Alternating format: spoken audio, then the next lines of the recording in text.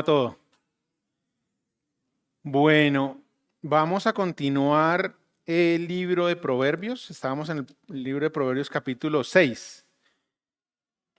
Los proverbios del rey Salomón. Y digamos que el reto que uno tiene o el reto que tengo cuando me corresponde este tema del libro de Proverbios es que el libro de Proverbios tiene muchos temas que están repetidos varias veces en diferentes capítulos.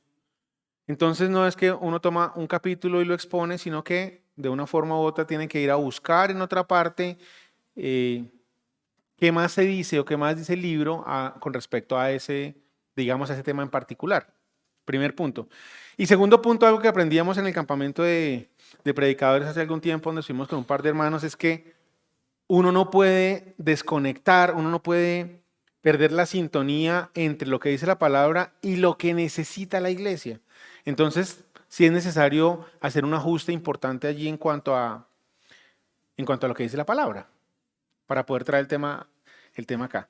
Y les voy a hablar de un tema que yo espero, aspiro, deseo y anhelo que sea un tema motivador a todos. Que sea un tema, como decía, o que no sea un tema como decía Agustín de Hipona, eran cuentos de hadas para mí. No, que no sean cuentos de hadas, sino que sea algo real para usted y algo sobre todo retador, que le permita tomar decisiones y que le permita hacer cambios. Y vamos a hablar de la pereza. La pereza no tiene nada que ver ni con la familia Pérez ni con las peras. Es algo diferente.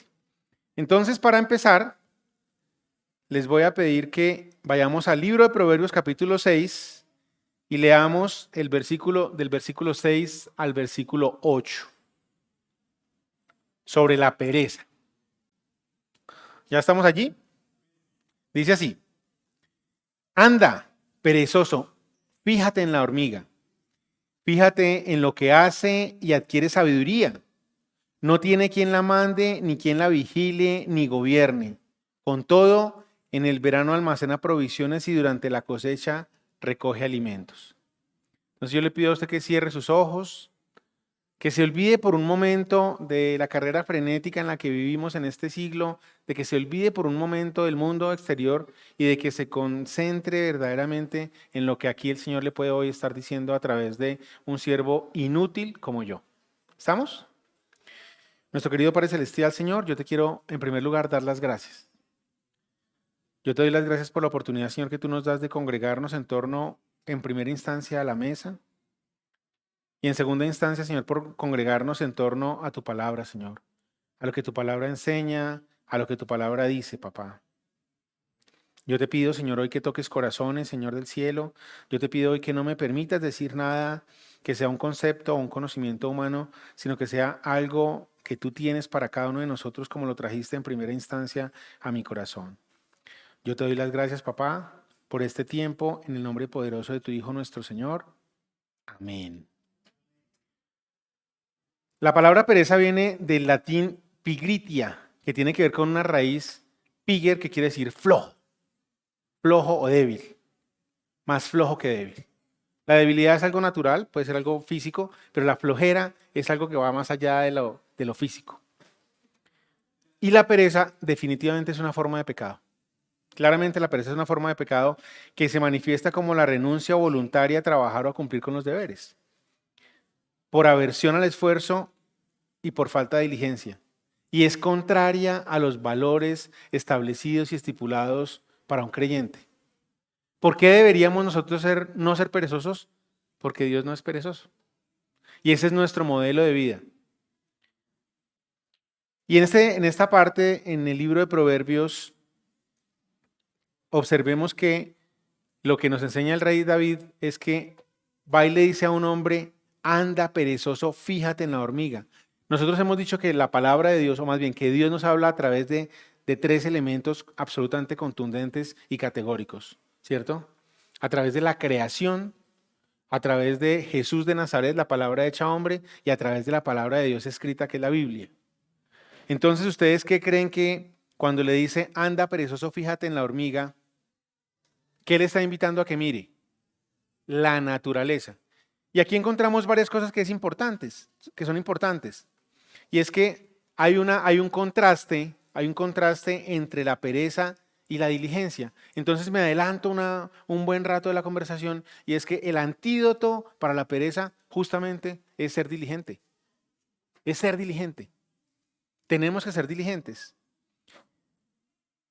Y aquí demuestra cuando le dice que no tiene quien la mande, ni quien la vigile, ni quien la gobierne, habla de 3 elementos en los cuales hoy me baso para entender que muchas veces nosotros actuamos de esa forma. La primera es que actuamos por miedo. Hacemos las cosas por miedo, ¿cierto? Hacemos las cosas porque alguien está sobre nosotros y ejerce poder o ejerce jerarquía. Entonces, cuando está la mamá en la casa, todo el mundo se mueve a una frecuencia diferente. O cuando llega el papá, a veces los que venimos de la generación anterior, cuando llegaba el papá, como que todo el mundo se quedaba en orden, hasta el perro, ¿cierto? Todo el mundo como que empezaba a obedecer y la mamá ayudaba con el tema, ¿no? Pilas que va a llegar su papá, ¿cierto? Pilas que la mamá va a llegar su papá y entonces la mamá como que ayudaba un poquito a ese estrés y pintaban al papá como una persona de una disciplina inamovible. Es la primera forma como actuamos. La segunda forma, porque alguien con legalidad o soberanía actúa sobre nosotros y nosotros tenemos miedo a la reprensión. Por ejemplo, en las fuerzas militares, ¿cierto? En las fuerzas militares, que a un soldado lo encuentre un superior haciendo algo indebido, ya sabe que le toca ir a voltear. Ya sabe que lo va a reprimir, ya sabe que lo va a apartar del grupo, ya sabe que le va a poner en una condición diferente, ya sabe que va a tener que esforzarse algo adicional. ¿Por qué? Pues porque lo encontró haciendo algo indebido. Y la tercera, que podría ser la positiva, porque es la menos agresiva, es cuando alguien nos lidera. Y ese liderazgo puede ser bueno o puede ser malo, ¿cierto? Alguien nos puede liderar de forma positiva porque lo induce a uno a hacer cosas buenas, o puede ser de forma negativa porque es un liderazgo un poco coercitivo. Nosotros hablamos en administración del jefe gorila. ¿Por qué se hacen las cosas así? Porque yo digo, ¿cierto? Y eso creo que lo vivimos o lo conocemos muchos de nosotros. Entonces aquí están los 3 elementos por los cuales uno actúa muchas veces. Y aquí la invitación que hace Proverbios en el capítulo 6, en los versículos que acabamos de leer, es que el hombre que es perezoso muchas veces actúa bajo esa influencia, pero cuando la influencia desaparece, pues nos relajamos, ¿cierto? Porque no hay autoridad, porque no hay nadie de forma coercitiva o porque nadie me está liderando positivo o negativamente. Anda, perezoso, fíjate en la hormiga, fíjate en lo que hace y adquiere sabiduría. ¿Adquiere sabiduría quién? ¿La hormiga? No, usted que está observando adquiere sabiduría. No tiene quien la mande, ni quien la vigile, ni quien la gobierne. Con todo, en el verano almacena provisiones y durante la cosecha recoge alimento. Es la forma como allí nos enseña. La pereza no es solamente una forma o una falta de trabajo físico, sino es una falta de propósito, una falta de disciplina y una falta que puede afectar espiritualmente nuestra vida. Y eso es importante. Descompongámoslo un poquito, la falta de propósito. Y quiero que se queden ustedes en mente pensando en este tema de la falta de propósito, de que tenemos una vida que a veces como que no tiene propósito, ¿cierto? Como que hacemos cosas, pero al final del día uno no sabe, oigan, ¿esto por qué lo hice? Me acuesto muy tarde, quiero que el día tenga 26 horas, 28, 30, 40 horas, pero yo no sé si lo que estoy haciendo está bien o está mal. Tengo una agenda llena de cosas, una agenda llena de elementos, una agenda llena de compromisos, pero no sabemos si eso está bien o mal. ¿Por qué? Porque no tenemos un propósito claro. Y eso puede ser difícil. Lo segundo, falta de disciplina. Y un creyente no debería ser una persona falta de disciplina. ¿Por qué? Porque ¿cómo se enfrenta usted al pecado? ¿Cómo se enfrenta usted al pecado? Si usted no es un hombre disciplinado, ¿cómo se enfrenta usted al pecado? Si nosotros los hombres vemos en televisión algunas escenas que no son las más correctas para ver, las más permitidas, y usted no se para ante esa situación y las evita, ¿usted qué va a terminar? Pues en pecado. Va a terminar en un pecado, ¿cierto? Y finalmente afecta nuestra vida espiritual. ¿Por qué? Porque siempre estamos postergando lo importante que es nuestra relación con el Señor para quedar de últimas, de últimas, de últimas, a un último lugar que nunca llegamos a atender. Proverbios capítulo 6, versículo 9 al 11. Y quiero que seamos conscientes de que en los dos grupos de versículos, del 6 al 8 y el que vamos a leer ahora, siempre aparece la palabra perezoso. Aparece la palabra perezoso porque la Biblia no, digamos que no se va por las ramas frente a las cosas que hay que decir. Una persona le decía a otra, si la Biblia dice que es pecado, si la Biblia dice que es pecado, tu pensamiento, tu idea, tu creencia me tiene sin cuidado. Si la Biblia dice que es pecado, lo que tú pienses me tiene sin cuidado. Duro, ¿no? No, pero es que si la Biblia dice que es pecado, lo que tú pienses me tiene sin cuidado. Y miren lo que dice Proverbios capítulo 6, versículo 9 al 11.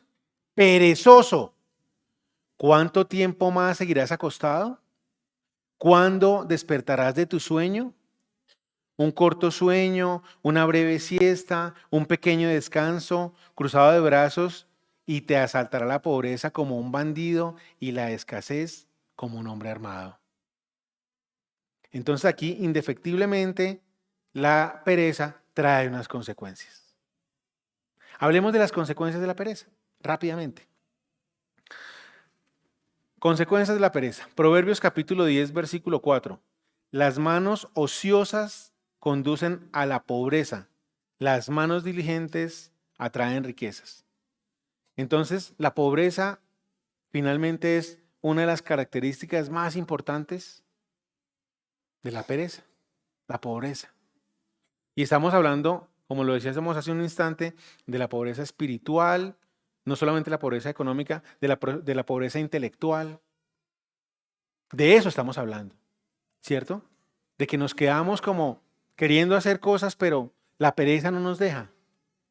Pero en el mundo actual, no les he dado el título, el nombre de la enseñanza, se las voy a dar más adelante, pero en el mundo actual vivimos con un reto adicional. Y es que puede que las personas tengan un comportamiento perezoso, pero por otro lado puede ser que usted realmente ha permitido que su agenda se llene de cosas y de cosas y de cosas y se la pasa haciendo cosas que de pronto no tienen ni siquiera sentido, con compromisos que no son importantes, que no son valiosos. ¿Por qué? Porque usted no tiene claro el propósito. Y eso lo vamos a ver más adelante. Esa segunda parte del propósito lo vemos más adelante. Por ahora veamos el tema que tiene que ver como consecuencia directa de la pereza. Las manos ociosas conducen a la pobreza. Proverbios capítulo 13, versículo 4. Y esta me parece un poco más profunda. El perezoso codicia y no satisface sus anhelos. El diligente prospera en todo lo que anhela. El perezoso desea, pero no alcanza, no llega, no puede. ¿Por qué? Por lo mismo, porque es perezoso. Entonces no llega, yo quisiera, yo desearía, a mí me gustaría, yo nunca logra concretar un proyecto. ¿Por qué? Porque la pereza no lo deja. No lo deja.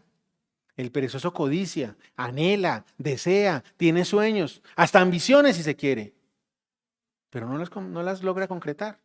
No las logra concretar. Siguiente. El perezoso no labra la tierra en la estación adecuada. En tiempo de cosecha buscará y no hallará. El perezoso muchas veces es una persona que está como en el mundo de las ideas de Platón, que vive mucho en la parte ideal, que vive mucho en el pensamiento, que vive mucho en la parte aparentemente intelectual. Él se cree muy inteligente, él se cree muy capaz, él se cree ejercitando su parte intelectual en el pensamiento, pero realmente es una persona que le falta la visión y es poco prevenido y poco precavido. Poco prevenido y poco precavido. Prevenido, una persona prevenida es la que se adelanta un poco a los acontecimientos y tiene una planeación para el futuro. Y precavido es una persona que no es prudente, o más bien, es una persona que, el precavido es una persona prudente, el que no es precavido como el perezoso es imprudente, no tiene en cuenta la prudencia. Seguimos hablando del perezoso. Eclesiastés capítulo 10, versículo 18. Por causa del ocio se viene abajo el techo y por la pereza se desploma la casa. Y aquí la conclusión es sencilla y categórica. Y es que el perezoso pierde hasta lo que tiene. El perezoso pierde hasta lo que tiene. ¿Por qué? Porque es un mal administrador. Pierde hasta lo que tiene. Pierde hasta lo que tiene. Y eso lo hemos visto. En este país han habido empresarios colombianos de mucho empuje, de mucho arranque, de muchas ideas, de mucho trabajo, de mucho tesón, que cuando están en sus años en sus años dorados, al final de sus vidas, dejan una empresa a su familia o a sus hijos y sus hijos dejan quebrar la compañía. Y la dejan quebrar justamente ¿por qué? Por falta de diligencia. Por falta de diligencia. Es tan importante el tema que hoy en las universidades más prestigiosas de este país hay posgrados de manejo de empresas familiares. Justamente por esa razón. Justamente por esa razón. Avancemos. Segunda de Tesalonicenses capítulo 3, versículos 6 al 10. ¿Vamos bien? Características de consecuencias de la pereza, más bien. Entonces, segunda de Tesalonicenses capítulo 3, versículos 6 al 10.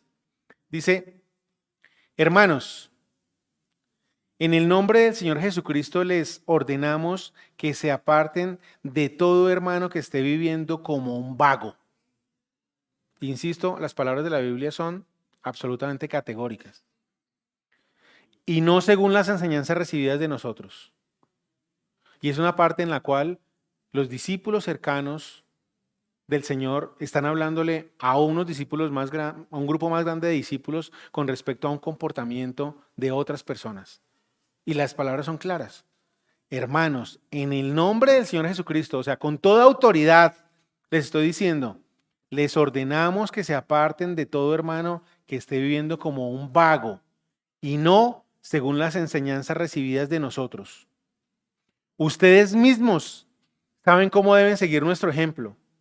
Nosotros no vivimos como ociosos entre ustedes, ni comimos el pan de nadie sin pagarlo. Al contrario, día y noche trabajamos arduamente y sin descanso para no ser una carga a ninguno de ustedes. Y lo hicimos así y lo hicimos así no porque no tuviéramos derecho a tal ayuda, sino para darles buen ejemplo. Porque incluso cuando estábamos con ustedes, les ordenamos el que no quiera trabajar, que tampoco coma. Y eso pareciera ser que se aplica mucho, digamos, a las personas más cercanas, ¿cierto? No se junten, no vivas con personas que se comportan como un vago. Y a veces nos toca pensar un poquito en nuestros hijos, por allá en un tío que apenas tiene 55 añitos y todavía vive con los papás. Cosas de esas, ¿no? Y son verdad, son ciertas. Son ciertas. Y aquí claramente lo que el Señor nos muestra es que hay una exhortación clara al trabajo. Hay una exhortación clara a la vida útil. De hecho, creo que ese es el título que algunos de ustedes encuentran en sus Biblias. Exhortación al trabajo o exhortación a la vida útil. Ay, muchas gracias. Muchas gracias, dice Males. Ya. Exhortación al trabajo o exhortación a la vida útil. El perezoso se convierte en una carga para su familia, indefectiblemente. El perezoso se convierte en una carga para su familia. Oiga, yo me volví torpe con esto. Ya. El perezoso se convierte en una carga para su familia. Yo no he encontrado, hace como ya 20 días, vino aquí una persona, un mexicano, a darnos una charla de parejas, ¿no? Eliezer. Eliezer. Bueno. Y tuvimos la oportunidad casual de devolverlo a su casa, a donde él estaba, donde se estaba quedando, que realmente es bien lejos. Las primeras casas con baño entrando por el norte. Estaba quedando por allá en un conjunto bien lejos. Entonces tuvimos la oportunidad de llevarlo y durante el tiempo que íbamos en el carro, pues conversamos con él. Conversamos con él y conversamos de varios temas, y un tema que para mí fue absolutamente, digamos, contundente, dijo, no, yo trabajé anteriormente, secularmente, por llamarlo de alguna forma para que me haga entender, en dos empresas. En una empresa duré 18 años y en la otra duré 22 años. Y yo decía, uy, 18 años y 22 años es mucho tiempo. Mucho más en una sociedad como en la actual, donde uno cambia de trabajo muy rápidamente. Y él me recordó algo que me había dicho antes un pastor en otro ambiente, y es que finalmente la vida laboral no es una vida separada de mi vida como creyente. La vida laboral hace parte de mi responsabilidad como creyente. Y él decía, si Dios me dio un trabajo, pues yo debo cuidar ese trabajo. Y por eso duré 18 años en la primera y 22 años en la segunda. Y yo le decía, ¿y usted no peleaba con su jefe? Claro. Yo peleaba con mi jefe los primeros años, pero después entendí que esa autoridad me la había puesto Dios. Muchas veces nosotros creemos que podemos dividir nuestra vida aquí en la iglesia, en la familia y en el trabajo como si fueran comportamientos en los cuales yo de forma conveniente debo tener. Y eso no es verdad. Eso no es verdad. Mi comportamiento en la iglesia debe ser un reflejo de lo que yo hago afuera de la iglesia. Mi comportamiento con los hermanos debe ser un reflejo de lo que yo hago afuera con las personas que no son creyentes. Y ahorita lo vamos a ver. Y la última característica, la última consecuencia que yo veo de la pereza es lo que está en Hebreos capítulo 6, versículo 12, donde dice, no sean apáticos, más bien imiten a quienes por su fe y paciencia heredan las promesas. Y este puede ser el punto más importante, y es que un hombre perezoso, indefectiblemente su vida espiritual se ve afectada, porque la vida espiritual requiere que nosotros tengamos una relación con el Señor, en medio de circunstancias en las cuales a veces queremos actuar con nuestra propia autoridad. Y eso es verdad. Y miren la frase que encontré aquí. La gente que no conoce al Señor ve la vida como un breve intervalo que comienza con el nacimiento y acaba con la muerte. Al mirar al futuro, no ven más allá de su propio periodo de vida. Al no tener una perspectiva eterna, ellos piensan, si esta vida es todo lo que hay, ¿por qué privarme de algo? Los que conocemos a Cristo tenemos una perspectiva completamente distinta. Sabemos que la vida es corta. Es el prefacio, no el libro. Es el adelanto, no la película. No obstante, este breve periodo de prueba determinará gran parte de nuestra experiencia en el cielo por toda la eternidad. Y es complicado, ¿no? Se los voy a volver a leer. Los que conocemos a Cristo tenemos una perspectiva completamente distinta. Sabemos que la vida es corta. Sí, 80 años es poco tiempo. Es el prefacio, no el libro. Es el adelanto, no la película.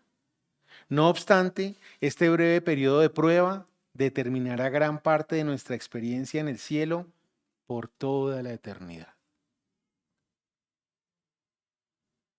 Por toda la eternidad. Y quiero que lo tengamos aquí como en el radar, ¿no? Empezamos hablando de la pereza, pero ahora sobre la visión real que debemos tener de Dios. Y si somos perezosos, posiblemente la idea que tengamos de Dios no es la más correcta. Porque si tuviéramos una idea correcta, seríamos diligentes. Es así de fácil. No es tan difícil como es. Es así de fácil. Ovidio nos explicaba la vez pasada el tema de cambiar, y lo ha venido haciendo durante esta semana, de cambiar la gracia por las reglas. Y esta enseñanza no va en contravía de eso. Estamos hablando de la motivación por la cual usted y yo hacemos lo que hacemos cada día de nuestra vida. Y quiero que lo tengamos muy presente. Otra consecuencia de la pereza. Proverbios capítulo 18, versículo 9. Dice, el que es negligente en su trabajo confraterniza con el que es destructivo. Con el que es destructivo. Entonces, al final, la pereza genera irresponsabilidad, desperdicio de dones y de talentos que Dios nos ha dado. Y aquí es donde entremos ya en el cambio de lo que deberíamos de entender nosotros como creyentes y de la forma como deberíamos de actuar. Y los invito a que me acompañen a Colosenses capítulo 3, versículo 23. Colosenses capítulo 3, versículo 23. Me avisan cuando ya estén ahí. Pero no regar. Ya no regar. Colosenses capítulo 3, versículo 23.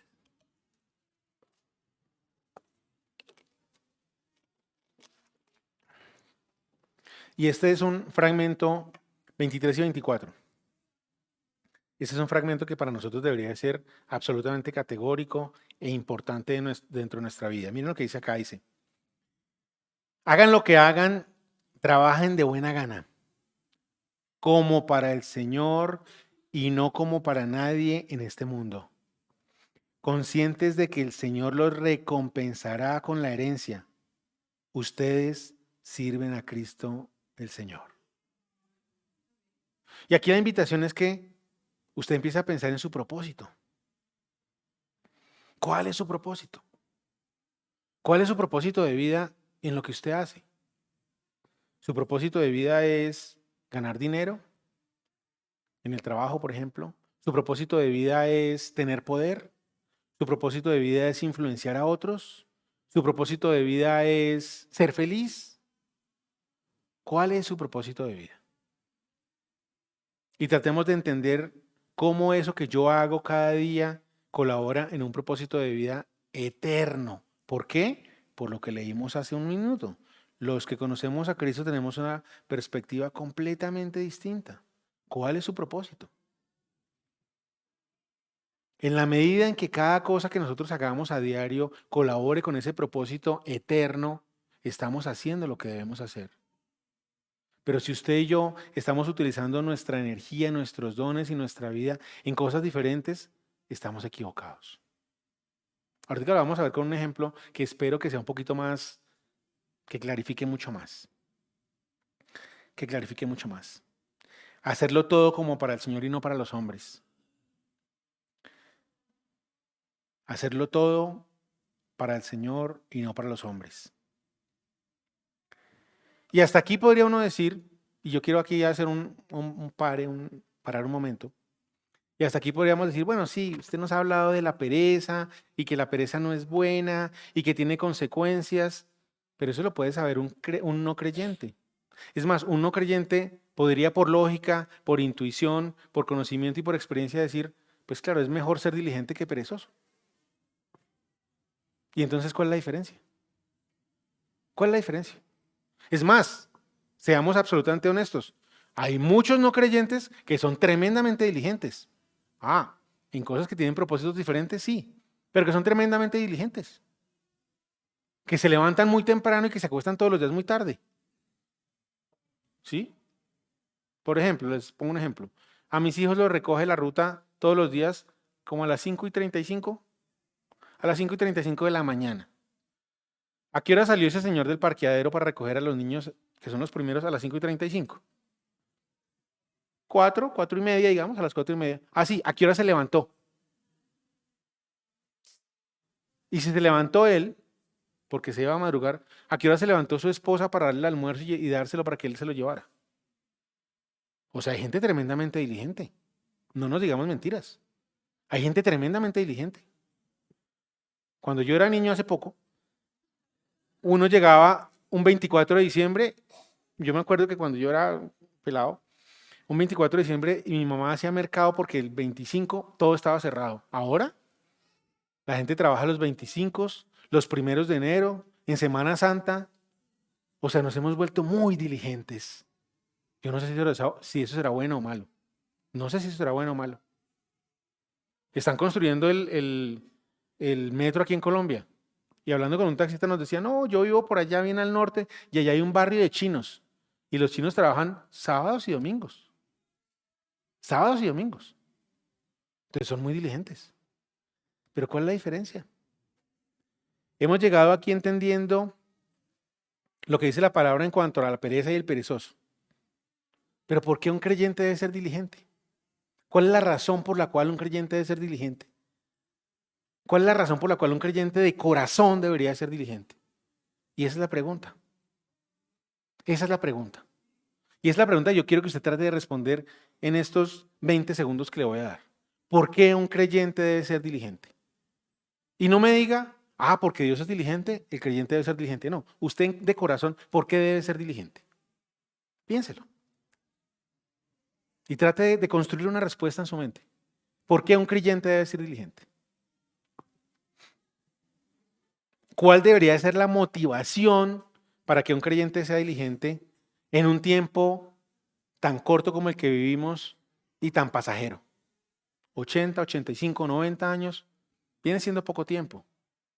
¿Por qué? Y yo les voy a dar dos respuestas. El primer punto se llama por mi posición personal. Mi posición personal. Mi posición personal. ¿Cuál es mi posición personal? Mi posición personal frente al Señor es que yo tengo dos momentos en los cuales yo como que me relaciono con el Señor. El primero, cuando yo acepto a Jesús como mi Salvador y Él me salva. O sea, Él se convierte en mi Salvador. Y usted se hace acreedora al reino de los cielos. ¿Cierto?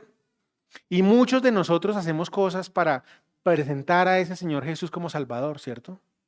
Muchos de nosotros, nuestro testimonio, la enseñanza, el hablar con otros, el instruirlos, el dar testimonio. Entonces muchos queremos presentar a Jesús de Nazaret como el Salvador. Y la obra la hace el Espíritu Santo en la persona que escucha.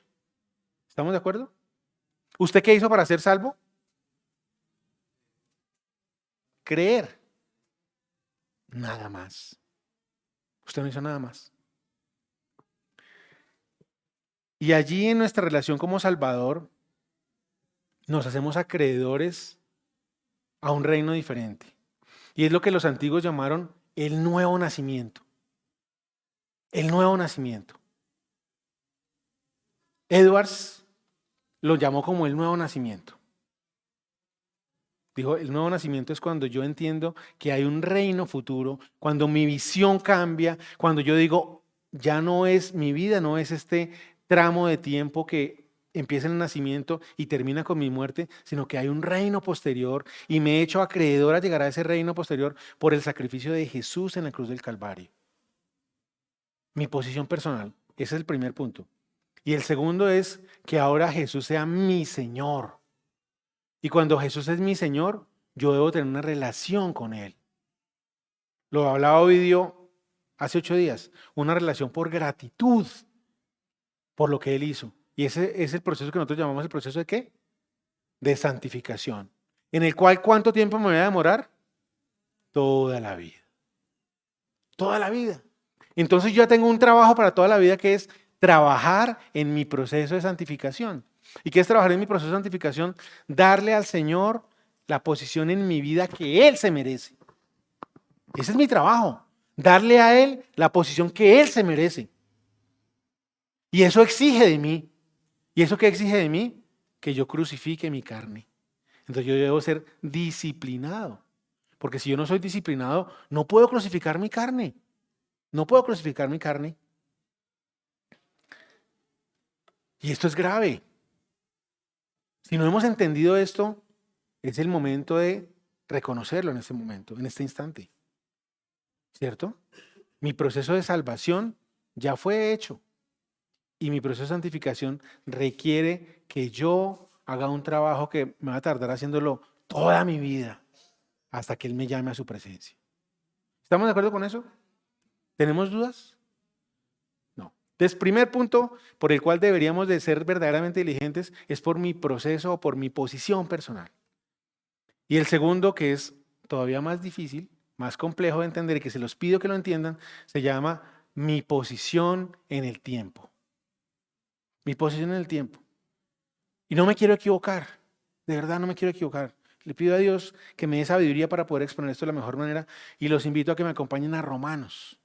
Romanos capítulo 13, la catedral de la Biblia, el gran libro de Romanos, el excelente libro de Romanos escrito por Pablo en el cautiverio, en el momento en el cual él estaba absolutamente concentrado, recibiendo la revelación del Espíritu Santo y escribiendo una carta que hoy es cierta para nosotros como lo fue para esa época.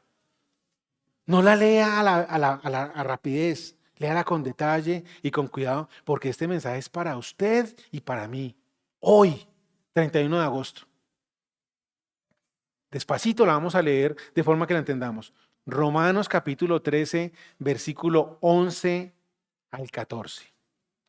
Voy a esperar a que lleguen allí. No la lean aquí arriba, léanla en su Biblia. Coja su Biblia y léala. Y si es su Biblia, subráyela. Si no entiende algo, márquelo. Si algo le causa incomodidad, márquelo. Si algo no le gusta, márquelo. Y ore. Mire lo que dice aquí el apóstol Pablo para la iglesia de Aposento Alto, Musú, 31 de agosto de 2025, 11:42 de la mañana. Hagan todo esto estando conscientes del tiempo que vivimos.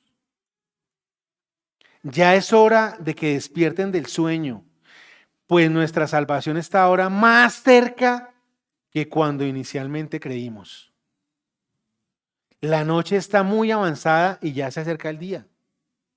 Por eso, dejemos a un lado las obras de la oscuridad y pongámonos la armadura de la luz.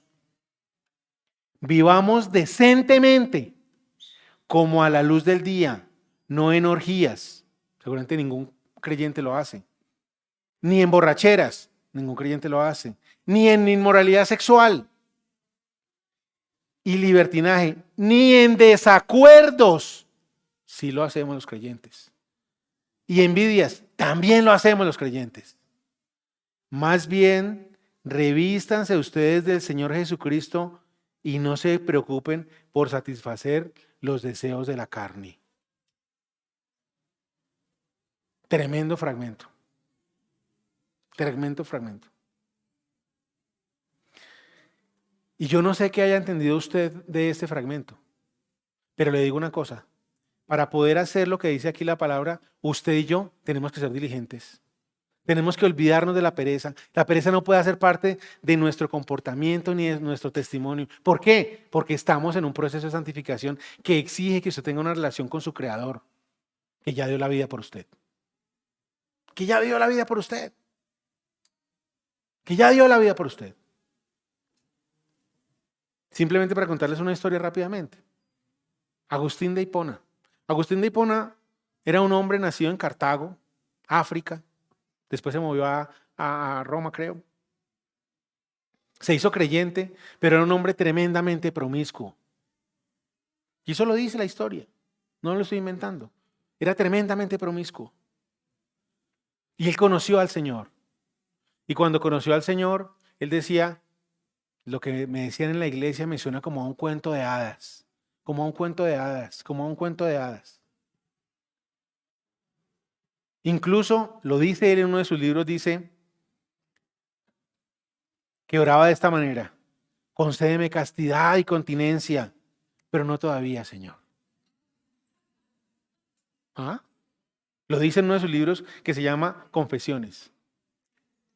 Y un día, en alguna circunstancia, en alguna situación, en algún momento de su vida, en algún momento especial de su vida, él leyó los versículos 13 y 14 de la carta de Pablo a Romanos. Vivamos decentemente como a la luz del día, no en orgías y borracheras, ni en inmoralidad sexual y libertinaje, ni en desacuerdos y envidias. Más bien, revístanse ustedes del Señor Jesucristo y no se preocupen por satisfacer los deseos de la carne. Y ese día se convirtió al Señor. Agustín de Hipona. Es un ejemplo. Nuestro ejemplo es Cristo, pero este es un ejemplo para que ustedes lo tengan presente. Debemos despertar del sueño en el que nos encontramos. Debemos despertar del sueño en que nos encontramos. Y aquí es donde mi vida debe hacer sentido, debe tener sentido. Y donde yo le debo dar sentido a mi vida. Acompáñenme por favor a Gálatas. Lo vine explicando vídeo, solamente va a ser una lectura. Porque hay algo en lo que tenemos que trabajar. Gálatas capítulo 5, versículo 19. Gálatas capítulo 5, versículo 19. ¿Ya estamos allí? Dice, las obras de la carne se conocen bien. Inmoralidad sexual, impureza y libertinaje. Lo mismo que habíamos visto anteriormente. Idolatría y hechicería. Odio, ojo con los creyentes. Discordia, celos, arrebatos de ira, rivalidades, desacuerdos, sectarismos, envidias, borracheras, orgías y otras cosas parecidas. Les advierto ahora, como antes lo hice, que los que practican tales cosas no heredarán el reino de Dios. Ya sabemos lo que no tenemos que hacer. Ya sabemos lo que no tenemos que hacer. Y dos razones fundamentales por las cuales nosotros como creyentes deberíamos de apartarnos de la pereza es su posición personal, que ya leímos sobre eso, y su posición, su tiempo, su posición en el tiempo. Volvámonos un momentico a Romanos capítulo 13, versículo 12, para hablar de lo que dice allí. Romanos capítulo 13, versículo 12.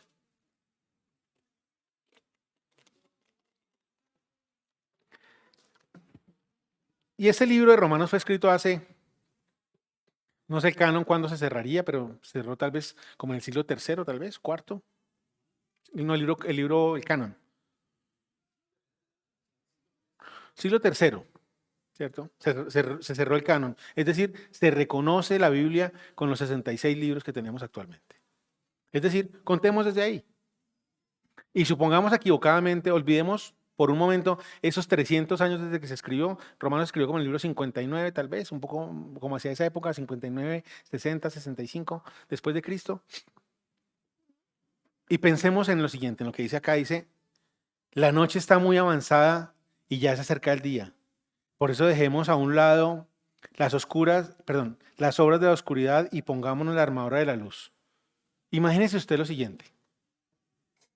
Supongamos que usted no tiene reloj. Y que no hay forma de saber la hora. Y aquí en Colombia a las 7:30, aquí en Bogotá a las 7:30, 8 de la noche ya está oscuro, ¿cierto? Ya está oscuro. Pero si usted sale a la medianoche, sigue estando oscuro. Igual de oscuro tal vez.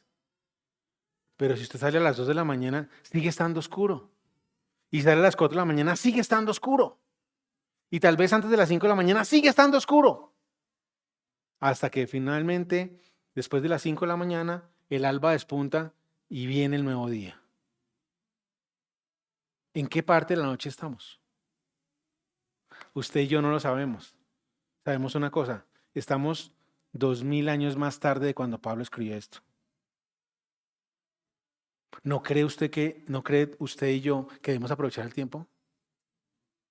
¿No cree usted y yo que debemos dejar la pereza de verdad en otras cosas, para otras personas, menos para nosotros? Estamos 2000 años más tarde del mensaje que dio Pablo por revelación del Espíritu Santo, donde nos dice, la noche está muy avanzada. No sabemos, ni usted ni yo, cuándo despunte el alba. Ojalá antes del próximo domingo. No sabemos. No sabemos. Entonces, su posición y mi posición en el tiempo son verdaderamente importantes. Porque no sabemos hasta cuándo estemos acá. Pero sí sabemos que hay un reino futuro. Y esa es la invitación para el día de hoy. Esto ha estado difícil de entender, ¿verdad? Entonces le voy a pedir a las niñas de audiovisuales que me ayuden con el ejemplo que traía para que ojalá lo podamos entender de la mejor manera.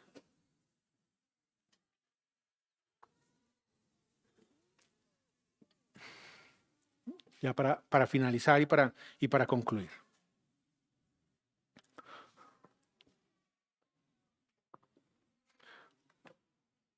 Bueno, muy bien. El título que le puse a esta enseñanza fue Correr sin sentido es un contrasentido. No se vaya usted para el otro extremo.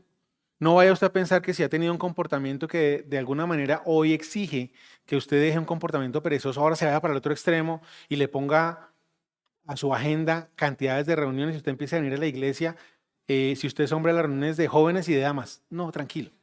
Venga a las que usted tiene que venir. ¿Cierto? Y el ejemplo que quiero que tengamos en cuenta es, siguiente por favor, es a este hombre. Vamos por fe a creer que es Noé. ¿Listo? Noé. Noé recibió una revelación divina. ¿En qué momento se encontraba? Y quiero que usted me ayude a hacer un paralelo entre la situación de Noé y la situación de la actualidad. El Señor en ese momento se había dado cuenta que la sociedad era una sociedad mala, ¿cierto? Era una sociedad mala, la humanidad se había corrompido y estaba llena de violencia y de maldad. ¿Se parece algo a la sociedad actual? Demasiado tal vez, ¿cierto? Demasiado tal vez. Y el Señor llama a Noé y le pone una tarea. Pero en esa tarea que le pone, le da una información importante. Le dice, Noé, necesito que tú construyas un barquito y mediante ese barco vamos a salvar la vida. Voy a mantener la vida a través de Noé y su familia, quien era un hombre justo. Entonces Noé recibió una información y es, voy a construir un arca porque viene un juicio.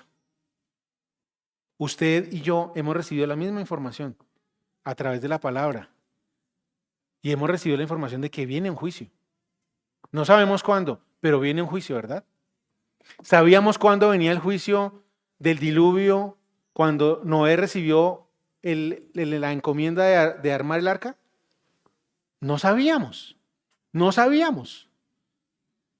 Y lo importante de esto, que me pareció a mí algo absolutamente revelador, se los confieso, es lo que está en Primera de Pedro. No cambien, busquemos por favor Primera de Pedro capítulo 3 versículo 18. No sabíamos. Noé no sabía cuándo vendría el juicio, pero sí sabía que vendría un juicio. Él no sabía no sabía el momento en el que venía el juicio, pero sí sabía que venía un juicio. ¿Usted y yo sabemos cuándo viene el juicio? No, pero sabemos que viene. Lo acabamos de leer en Pablo, ¿verdad? En Romanos. Y miren lo que dice acá Primera de Pedro, capítulo 3, versículo 18 al 20, que para mí fue algo revelador. Miren lo que dice acá. Porque Cristo murió por los pecados una vez por todas, el justo por los injustos, a fin de llevarlos a ustedes a Dios. Él sufrió la muerte en su cuerpo, pero el Espíritu hizo que volviera a la vida. Y de ese modo fue y predicó a los espíritus encarcelados que en tiempos antiguos, en los días de Noé, desobedecieron, cuando Dios esperaba con paciencia mientras se construía el arca. Dios esperó a que Noé acabara el arca. ¿Ustedes entendían eso? Dios esperó a que Noé terminara el arca para dejar caer el juicio sobre la población de aquella época. Yo no lo tenía claro. Yo no lo tenía claro. Noé recibe una encomienda. Noé recibe una tarea. Noé recibe una misión. Noé recibe una información de que viene un juicio, como la hemos recibido usted y yo. Y a él se le impone una tarea que es construya el arca. Siguiente.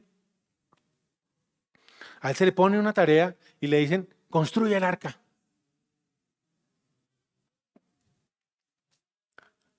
Y él empieza a construir el arca. Que no nos digamos mentiras, era una tarea absolutamente absurda. Era una tarea absolutamente absurda. ¿Por qué? Porque no había un solo vestigio que dijera que iba a llover. No había un solo vestigio que dijera que iba a llover. Como puede estar pasando hoy en día. Ustedes y yo tenemos idea que el mundo se va a acabar mañana o pasado o en 15 o en 20. No tenemos ni idea, pero sabemos que va a haber un juicio. Y mientras él construía, la gente que estaba a su alrededor seguía haciendo cosas sin sentido. Entre ellas, burlándose de él. Y los invito a que pensemos en eso. Los invito a que pensemos el comportamiento que tenía que tener Noé, el comportamiento que tenía que tener Noé y las personas que le ayudaban, que eran apenas 8 personas las que le pueden ayudar. Él, su esposa, sus 3 hijos y sus nueras, ayudándole a construir un arca. que, guardadas proporciones, se tardaron en construirla solamente 120 años. Usted sabe lo que es estar haciendo algo contra la sociedad durante 120 años, que se burlen de usted. Es lo que a usted y yo nos toca hacer hoy en la sociedad en la que estamos. Si Noé se hubiera puesto, dejemos la presentación por favor. Si Noé se hubiera puesto a ponerle cuidado a la sociedad, el arca nunca termina de construirla. Nunca termina de construirla. Si usted se pone a ponerle cuidado a la sociedad, usted, su salvación, seguramente se va a dar, pero su proceso de santificación no va a crecer 1 milímetro, porque usted no tiene una relación con Dios como Señor. La tiene como Salvador, porque Él ya lo hizo. Pero la sensación o la relación mía como, con Jesús como mi Señor no la he desarrollado. ¿Quieren ver a alguien contra cultura? Aquí hay uno. Noé, Pablo. Pero solamente pongamos ahora a Noé.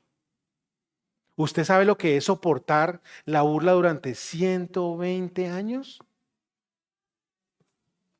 Pero además lo que él estaba haciendo era dándole testimonio a esa gente, a esa sociedad que estaba corrupta y que era una sociedad malvada. Él estaba dando testimonio. ¿Ustedes creen que si el Señor hubiera visto que otra familia se salva de esa sociedad, no la hubiera invitado al arca? Siguiente.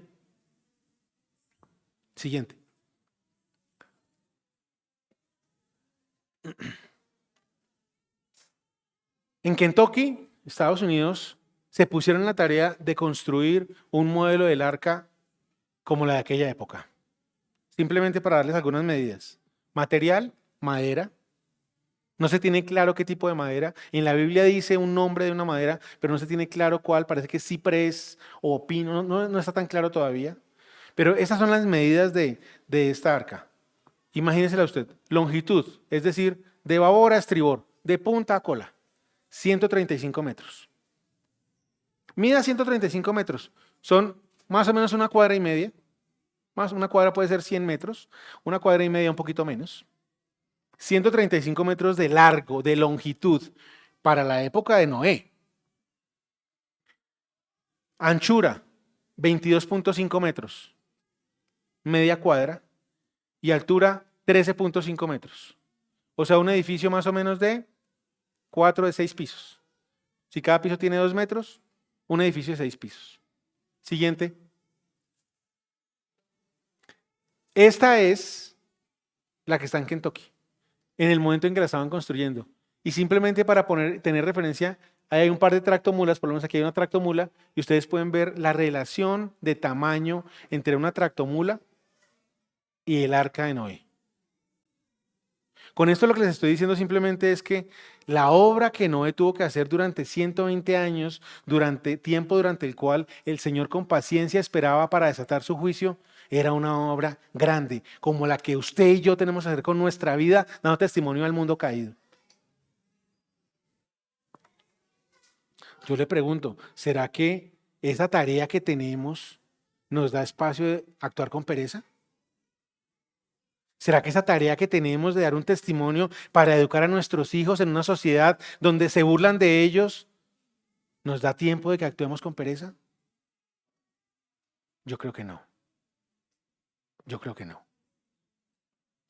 Yo creo que la invitación tiene un poco más de profundidad. Yo creo que la invitación tiene un poco más requiere un poco más de compromiso de nuestra parte. Yo creo que requiere un poco más de compromiso de nuestra parte. Porque su proceso de salvación lo tiene usted en su relación con el Señor. Y la verdad, sin que esto suene como una enseñanza infiernera, no sabemos cuándo vamos a acabar con esto.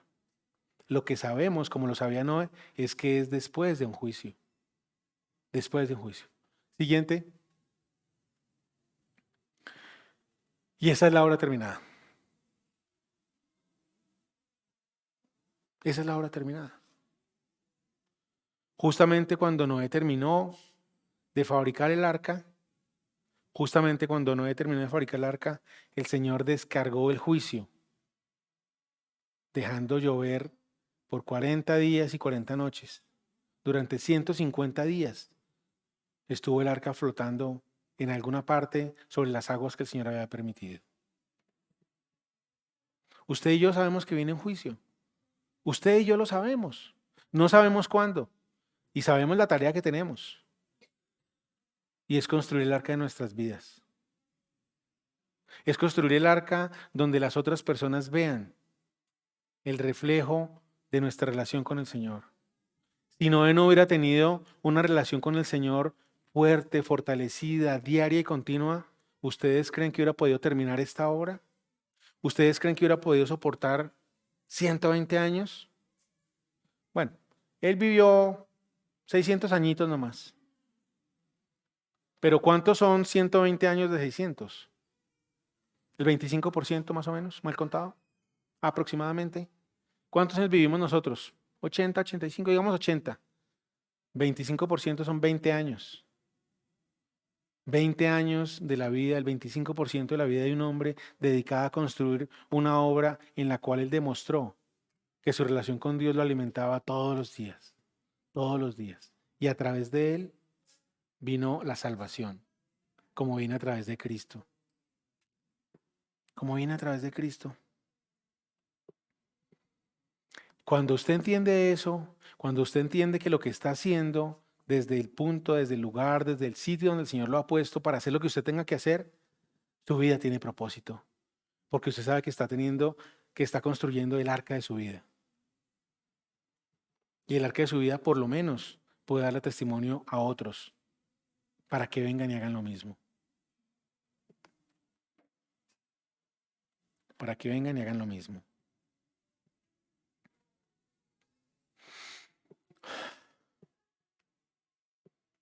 Yo lo invito a usted a que cierre sus ojos y a que piense un momento por lo que está haciendo usted hoy con su vida. ¿Será que usted empezó a construir su arca muy motivado cuando conoció a Jesús como su Salvador y con el paso del tiempo se ha dejado llevar por la sociedad para evitar que se burlen de usted? ¿Será que usted sigue dudando que va a haber un juicio todavía? Y como sigue dudando, pues esto de su relación con el Señor y como Salvador es algo menos importante. ¿Será que usted cree que como todavía no ha acabado el tiempo es eterno? ¿O será que simplemente usted no ha considerado que eso es algo importante? Yo lo invito a que usted piense muy profundamente dentro de su ser cuál es su posición y cuál es su situación. Y le voy a leer esto para que usted lo escuche atentamente y ojalá a partir de ese momento tome las decisiones que debe tomar y no vaya a decir lo que decía en su momento Agustín de Hipona. Yo escuchaba, pero a mí me sonaban como cuentos de hadas. En verdad, Dios ha manifestado a toda la humanidad su gracia. Lo veíamos hace 8 días. Dios ha manifestado a toda la humanidad su gracia, la cual trae salvación y nos enseña a rechazar la impiedad y las pasiones mundanas. Así podremos vivir en este mundo con dominio propio, justicia y devoción, mientras aguardamos la bendita esperanza, es decir, la gloriosa venida de nuestro gran Dios y Salvador Jesucristo. Nuestra redención se va a hacer realidad después de un juicio. No lo olvide, después de un juicio. Usted sabe que viene un juicio. Nuestro querido Padre Celestial, yo te quiero dar las gracias, Señor, por la oportunidad que tú me das de estar aquí delante de estos mis hermanos, Señor del cielo. Yo te pido, papá, por ellos, pero también te pido por mi vida, Señor del cielo, que yo encuentre un sentido verdadero de mi existencia, Dios mío, Señor. Que yo cada día pueda hacer lo que debo hacer, Señor, para demostrar que tengo claro, Señor, que yo tengo una relación contigo, papá. Porque tú ya hiciste lo que tenías que hacer, Señor. Y estás con tus brazos abiertos esperando que nosotros nos tomemos de ti, Señor, para que vivamos y demos cada paso, que demos cada día un paso en nuestra relación contigo, Señor. Yo te pido que todos los que estamos aquí hoy podamos construir el arca de nuestra vida, Señor, y que podamos dar testimonio verdadero y cierto de que tú eres nuestro Señor, de que tú eres nuestro Señor. No nos cabe duda de que tú eres nuestro Salvador. No nos cabe la más mínima duda de que tú te subiste a la cruz del Calvario como el Cordero sin pecado y que el juicio recayó sobre ti, Señor. Y que ese juicio nos da libertad. Que ese juicio nos permite levantarnos y vivir un nuevo nacimiento. Un nuevo nacimiento que nos reta, que nos invita, que nos conmina a tener un comportamiento diferente, Señor, en una sociedad que no te conoce. O en una sociedad que ha venido conociéndote, Señor, por partes, o que solamente busca de ti las bendiciones económicas y materiales. Yo hoy te pido, Dios mío, Señor, que entendamos que todas las posesiones, que todos los bienes, que este mundo va a ser pasado por el fuego. Y que lo verdaderamente importante, Dios mío, Señor, es que nos levantemos el día del juicio, sabiendo y proclamando que tú eres mi Señor, porque no me cabe duda de que tú eres mi Salvador. Yo te pido que podamos tener cada día una relación contigo, Señor, una relación estrecha, cercana, una relación verdadera, una relación que nos nutra, una relación que nos apegue a ti, Señor. Una relación que nos permita, como Noé, fortalecernos cada día para dar testimonio del amor del amor de tu Señor, de ti, Señor. Yo te doy las gracias por este momento y por esta iglesia local, Señor, la cual pongo en tus manos, Papito Dios, en el nombre poderoso de tu Hijo nuestro Señor. Amén.